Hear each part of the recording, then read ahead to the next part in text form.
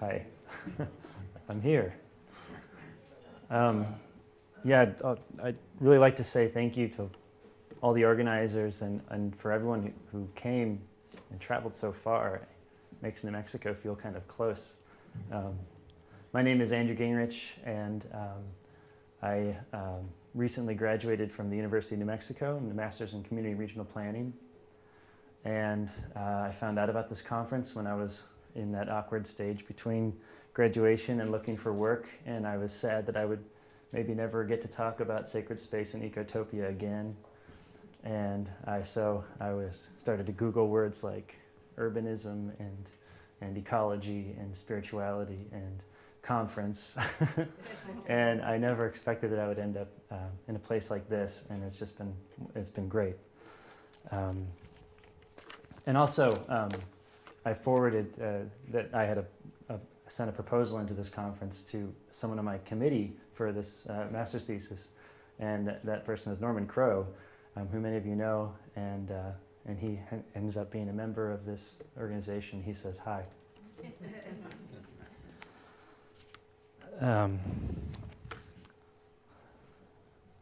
So I got into wanting to study planning after a bachelor, or studying history in undergrad, but also being persuaded by the ecological problems that we're experiencing in the world and wanting to get into a field that might be able to do something positive about it. And then as I got into studying planning, and urban history kind of caught my eye a little bit, having a history background. And I got interested in this idea of worldview and how worldview shapes the built environment, has shaped the built environment over time. And then, of course, wanting to combine that somehow with still our ecological problems.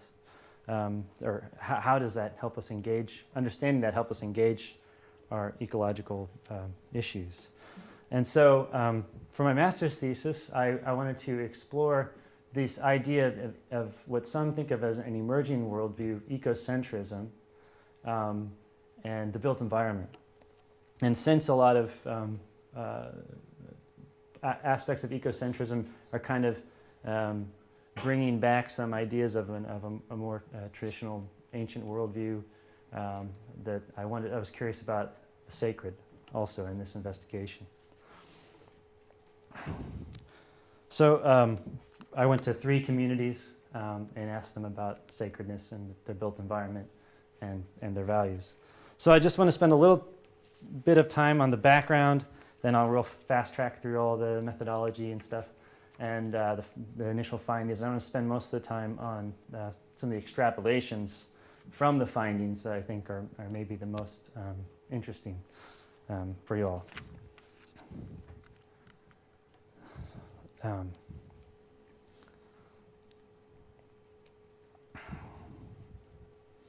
So we're self-aware beings, and we have a sense of our separateness from the world, and so I think that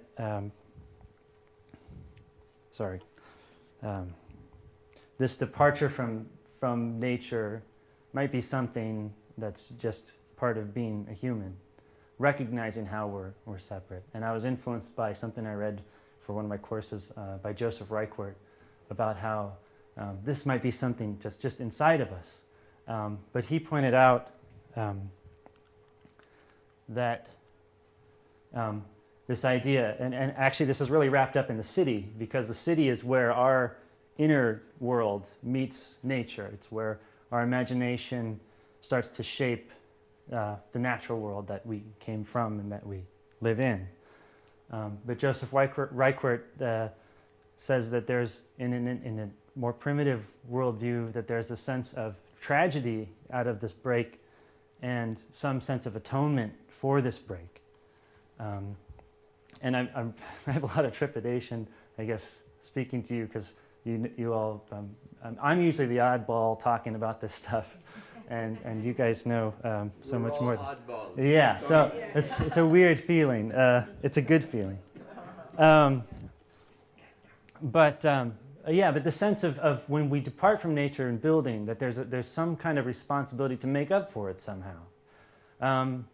And I was struck by that because, you know, you're studying planning and all these, you're talking about economics and all these statistics and stuff. And I'm like, well, we're not talking about atonement for the break of nature. I mean, that's the weird guy talking in class.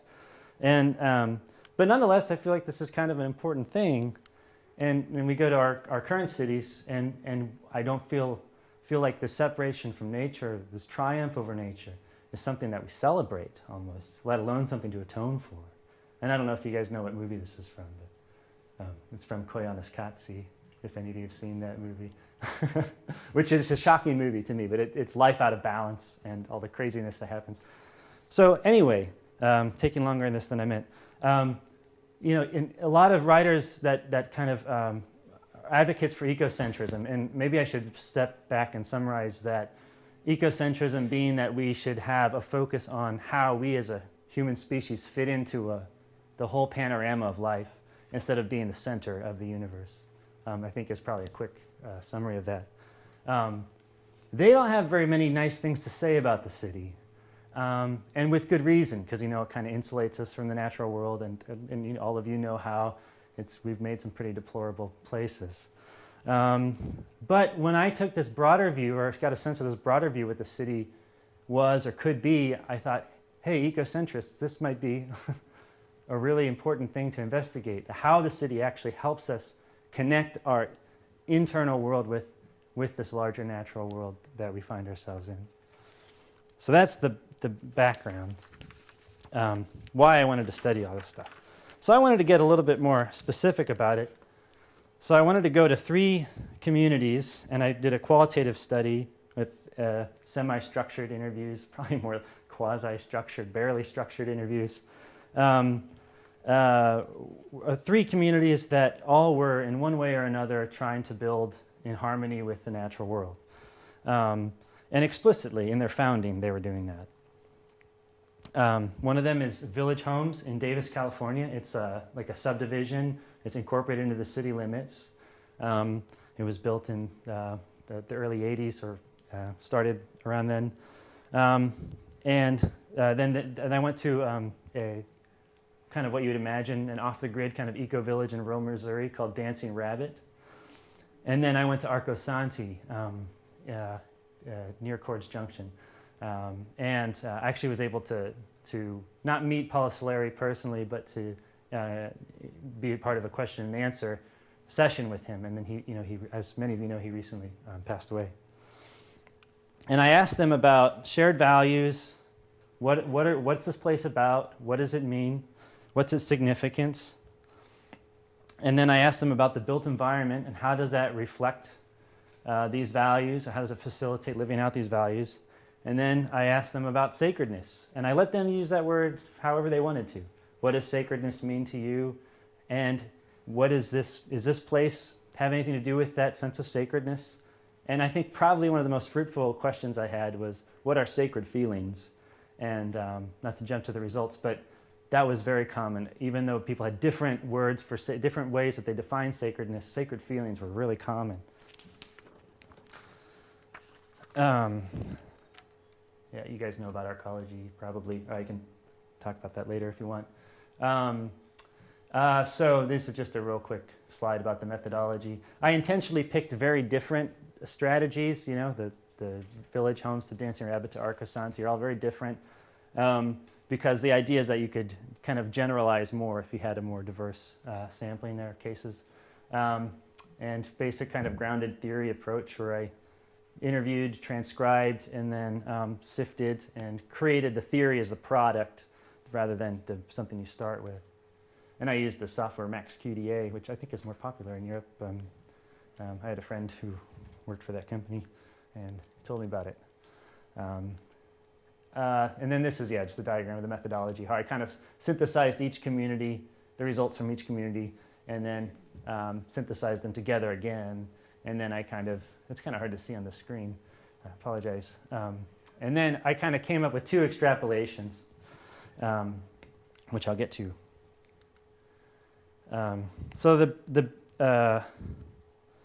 So, excuse me. Yeah, the basic findings. So as I started to sift and categorize the interviews, things kind of started to fall into like 3 categories.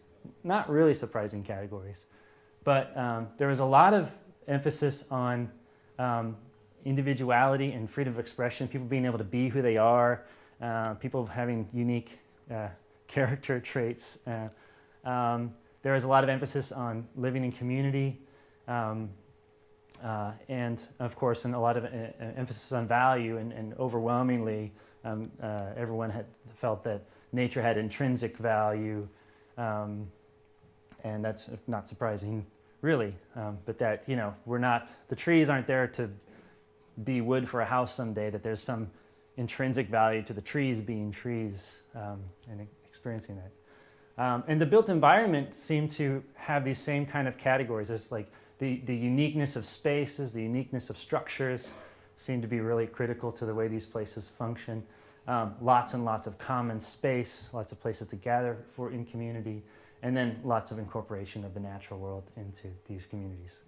And then sacredness, when I asked them about sacredness, they did fall into these categories also, where some people had a sense of sacredness where they were out alone in nature by themselves.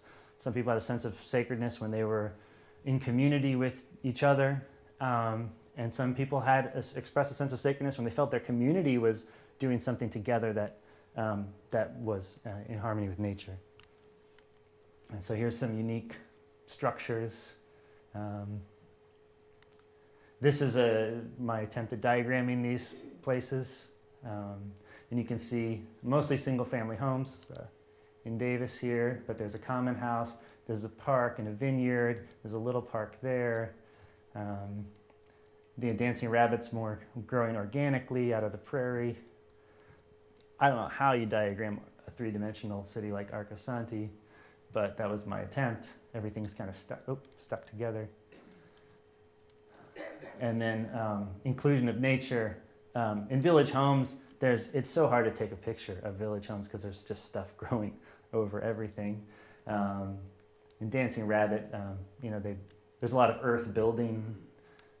In Arcosanti, of course, the idea is that you have a built environment, human world that's definitely separate from the natural world, but right up against it and influenced by it, participating with it that way. And I like, there's lots of quotes to go along with this, but that don't work very well in the presentation for time. But I like this one from Dancing Rabbit residents that said, in a sacred experience, the boundaries between I and it soften. So extrapolations. So this is where I'm kind of taking the finding and I'm bringing it along a little bit more. I had 2 kinds of things I wanted to investigate. One was I wanted to figure out how do these places become sacred? And I should have mentioned also that when I asked, is this place a sacred place? Every interviewee said that this isn't the only sacred place in their life, but this place enhances sacredness as they define sacredness after we had a conversation about sacredness. So these places are seen as sacred, however these people define it to the residents. And kind of going through their stories and the interviews, there seemed to be some kind of a direction for how these kind of become sacred. And the first is that people have a longing for being more connected to the things that directly impact their lives. So where their food comes from, the process of building their own house, the systems of energy, having solar panels or being off the grid, and knowing their neighbors. Those are things that they felt in the conventional urban environment they didn't have the same ability to. Or it wasn't. They felt this disconnection to those things in their conventional urban environments. And then, so that's why they come to these ecotopias. They want to, did I even use that word yet? Ecotopia? Sorry. That's what I'm calling these places that are trying to build in harmony with the environment. So, okay, great. So then they get there, they kind of find these connections, and then it's through these connections over time that they start to grow their sense of who they are, and they have to build relationships in a variety of ways. And there are moments where they're more acutely aware that they're a part of something bigger, and it's community or it's the natural world. This, even though there are these moments here that are like a little bit more momentary, that their effects are lasting, where they start to grow their sense of belonging. And that's kind of the title of this thesis, is Growing Home. They have a growing sense of being home. And then I tried to pull out some general design themes. I'll go through quickly. That kind of seemed to be important for this process. The first was that these places were all, you can sense this intentionality there, that the people that are there are responding to the specific context of the place. It's historic context, it's natural context. So the way people are using energy, the growing food, all that.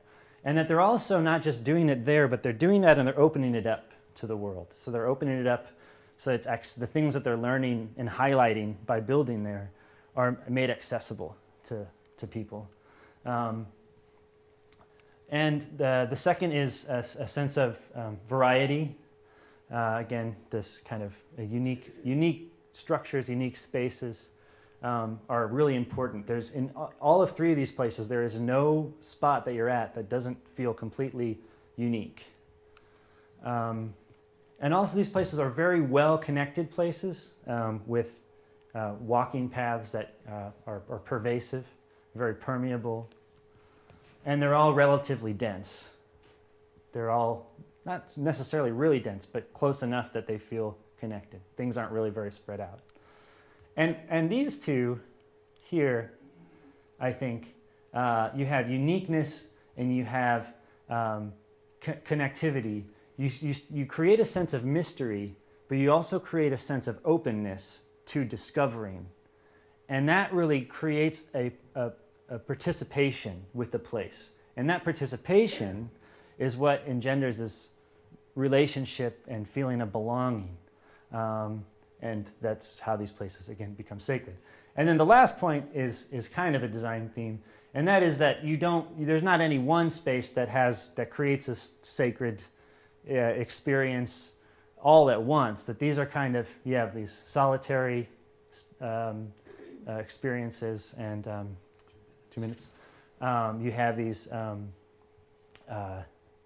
these experiences with community. There's not one space or one experience. It's a multiple experiences that create this larger sense of groundedness and sacredness. So here's just some pictures. Intentionality, maybe. Here there's grapevines being used there's a south-facing window, and the grapevines shaded in the summer, and then the leaves fall off, and in the winter they get the solar gain. This attention to the Mesa, where Arcosani is situated in Arizona on this Mesa, and the sights from the Mesa is just critical. Village homes, things, these little trails going through everything that open up into parks, compressed spaces and small spaces. Arcosani's got an amphitheater. You've got structures built out of all kinds of stuff at Dancing Rabbit. Yeah. Things are close together. This is village homes, and there's little walking paths. There's very few fences. The automobile is very limited. Arcosani's got weird nooks and crannies and buildings, and this is very typical village homes. And you get a sense here that's like, what's around that corner? What's there? What's that? And when I got there, I was immediately just drawn to explore the place. 21 words. Okay, 21 words. Okay, I'm going to say that the basic takeaway from this is that In 21 words, we need to see space as a medium for connectivity, the thing that binds life together. I'm not counting anymore. That's it. And that's the sacred power of space in the 21st century ecocentric context. And I don't know. Thank you.